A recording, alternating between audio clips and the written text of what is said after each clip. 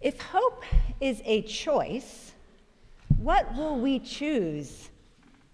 Not only what kind of hope, a delicate bird, a sewer rat, some kind of wild combination of the two, but whether we will choose to hope at all. The idea of abandoning hope might feel like the equivalent of blasphemy for some of us, as shocking and ill-advised, perhaps, as choosing to include a crass poem in worship. Blame me for that choice, by the way, and Mark's willingness to be the one to read it. We wanted to get your attention. Why did we want to get your attention? Because hopelessness is on the rise. Some even say we are experiencing a crisis of hope, characterized by rising despair, declining belief in the likelihood of a better future, increased mental health and addiction issues, stress and technological overwhelm. It's hard to hold on to hope in the face of rising inequality and fascism, mass shootings and climate change. It's hard to hold on to hope when there are so many egregious assaults on what we hold sacred that we can no longer track them, let alone figure out how to stem the harm. No wonder hopelessness is on the rise. Yet, human beings have faced worse. And for those chronically exposed to the violent underbelly of modernity, colonization, and white supremacy, this may not feel like some kind of watershed moment for hope. Some people never placed their hope in the dominant culture's ability to make things better anyway. And then there's the fact that the future is wildly uncertain, which means anything is possible. That's grounds for hope. It's possible that political pendulum will swing back in the next election cycle, enabling us to begin to repair what has been damaged and, quote, get back on track with the slow and painstaking work of social progress. It's also possible that things need to completely fall apart for the future we long for to manifest. And it may also be the case that the future we long for, a future of thriving and abundant life for all, will never materialize. We simply can't know, which is precisely why hope is a choice. If we did know what would happen in the future, there would be no reason to hope, no need for it. Hope only exists because we don't know. So, should we choose hope? How many of you think that we should? Let's raise your hands. All right, looks like most of you. How many think that we should not choose hope? Okay, one brave soul. We'll talk after. Maybe some folks on Zoom too. I'm sorry, I can't see. Unitarian Universalism is fundamentally a religion of hope, forward-looking, emphasizing inherent goodness, human agency, love, transformation, justice. The words of the hymn we just sang, "Love Makes a Bridge," reflect that hopeful spirit.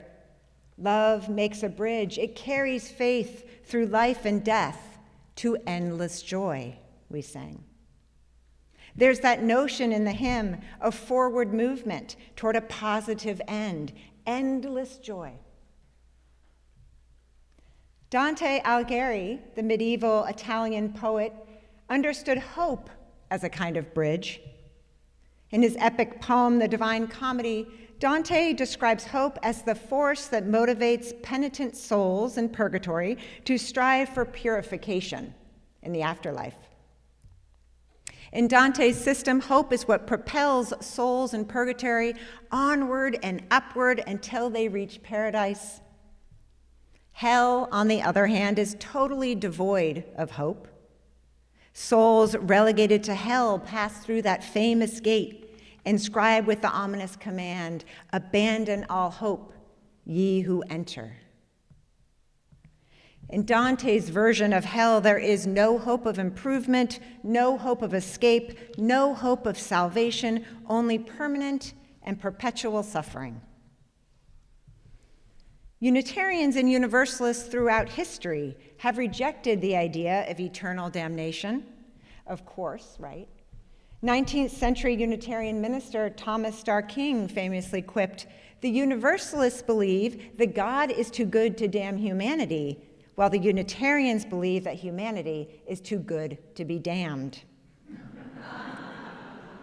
The end result of both of our traditions is the affirmation of universal salvation. Salvation is available to all, not only by the saving grace of a loving God, but also through human agency and effort. And here is where our liberal religious tradition overlaps significantly with Dante's medieval Catholicism, the basic belief that humanity and existence itself is capable of improving, of getting better. That's generally what we mean by hope, isn't it? The belief that things can get better, the desire for some kind of positive outcome. And even if we don't believe in actual hell, we might consider the state of hopelessness as akin to hell, right? Despair, giving up. For many of us liberal and progressive types, whether we believe in God or not, hopelessness is a dangerous spiritual and emotional state, something to be strongly resisted. So when hope doesn't perch lightly in the soul to sing us through the storm, we might grasp for it, gritting our teeth as if preparing for battle. Mark wishes he had channeled more of that sewer rat kind of hope, feisty, scrappy, stubborn, toward his dream of building affordable co-housing community of tiny homes. He wonders if he abandoned hope too easily. I wonder if perhaps that hope is still alive in him. Or perhaps that's just me dutifully peddling hope, which is, of course, part of my job as a Unitarian Universalist minister, like it or not. Whatever we do, we are not supposed to abandon hope. Which is why I was caught off guard when one of my professors in seminary, Reverend Dr. Sophia Betancourt, who is now president of our National Association, gave up hope for Lent and then preached a sermon about it. I don't remember the details of the sermon, I just remember the spiritual discipline of intentionally giving up hope. It was so provocative for me. And it wasn't just that she was taking that Lenten practice of renunciation a step farther than giving up chocolate or lattes.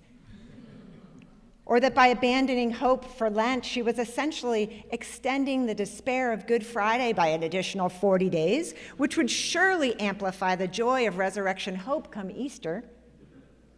She's not Catholic. What was so provocative for me was the idea that someone might voluntarily give up hope as a spiritual practice. Well, it turns out that abandoning hope is a serious spiritual practice in some traditions for some people, Buddhism, for instance.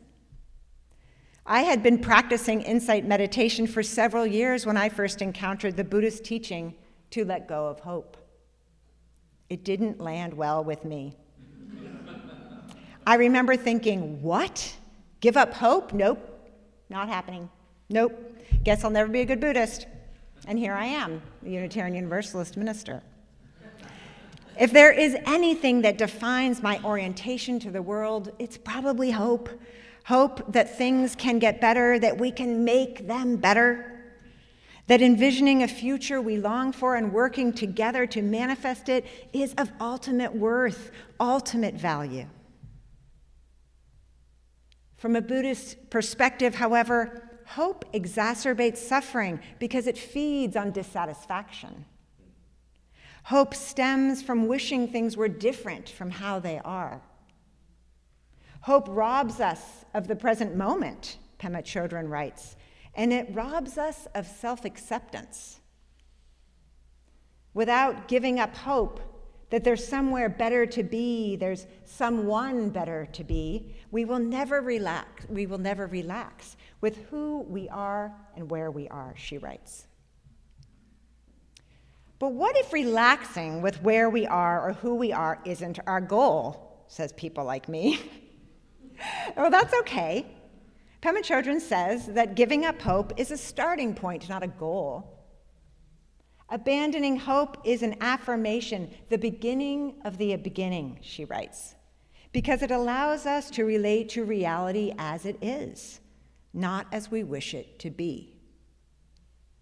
Relating to reality as it is, which includes experiences of systemic violence and oppression, is a critical starting point for social change.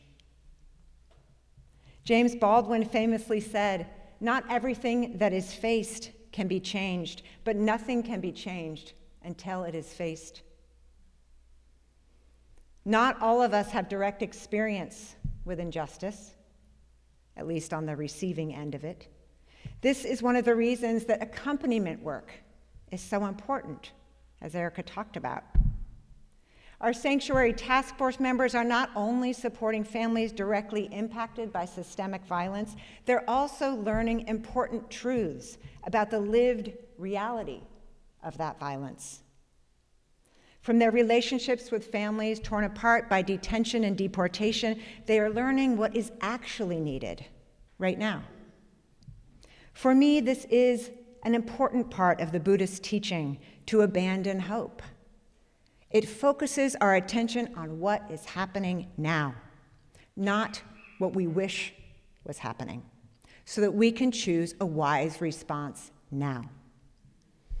So despite my initial resistance to it, the Buddhist teaching to abandon hope has actually been very helpful to me. Because that hopeful part of me that is so focused on making things better sometimes makes things worse. I can see how chronic hopefulness feeds my dissatisfaction and restlessness, and how my longing to fix things, to get things right, stems from my desire for control, my desire to avoid disappointment and discomfort. In this sense, the instruction to abandon hope is a good spiritual medicine for me. I take it in small doses. Given the choice, I still choose hope. But the hope that I'm working to choose now is grounded in reality. I have abandoned hope that everything is going to be okay in the end, or that I can fix much of anything on my own. I'm working to choose a more humble kind of hope, a hope Rebecca Parker calls responsive hope, hope grounded in respect for what is here, now. Hope that is focused not on some idealized future, but on this world just as it is, full of beauty and brokenness, joy and grief, cruelty and kindness. Hope that arises from what is already good, here, in the mess. Hope that arises from the fact that although none of us can save the world, we can all choose what to focus on, what to grow. Each moment, we have that choice. And when we choose to grow what is good together, hope blooms. These days, I am finding hope in seemingly small things, countless acts of service and care. The way this community feeds the hungry every week. The work of our justice teams and our lay chaplains. And our children's programs. The sharing of our resources with organizations like Legal Aid Society of Sonoma County, so that we can amplify the assistance that they provide to community members in need. I find hope in the gifts of music and poetry, prayer, food, care, and companionship offered here, and the gifts of the earth, so bountiful they defy expression. What inspires my hope these days are the connections being made between communities, interfaith networks like the Sonoma County Sanctuary Coalition and those I work with on the peninsula. Interfaith coalitions across the country are organizing around shared values and speaking out, showing up, and taking risks in solidarity with those experiencing the most harm, partnering with secular organizations to build collective power. What gives me hope is remembering that along with all the things that are breaking, there are new things being born, new forms of life-sustaining connection. And of course, there are those many life-giving things that aren't broken at all, that continue to sustain us, just as they have in generations past, whether we recognize them or not. These are all grounds for my hope. None of them carry the guarantee that things will turn out well. But does that really matter? I don't think so. There's no guarantee of success, but that doesn't matter for me. Responsive hope, or what the late Buddhist environmentalist Joanna Macy calls active hope, is its own reward, regardless of outcome. Joanna Macy died in July. She will be deeply missed. She writes, "Active hope is not wishful thinking. Active hope is not waiting to be rescued by the Lone Ranger or by some savior. Active hope is waking up to the beauty of life, on whose behalf we can act. We belong to this world. The web of life is calling us forth at this time. We've come a long way, and we are here to play our part." This is the kind of hope I choose to cultivate. No promises, no guarantees, not even any fixing or saving. Just waking up to the beauty of life and our belonging, taking our places, just as others have done before us, ready to play our part together. May it be so, and amen.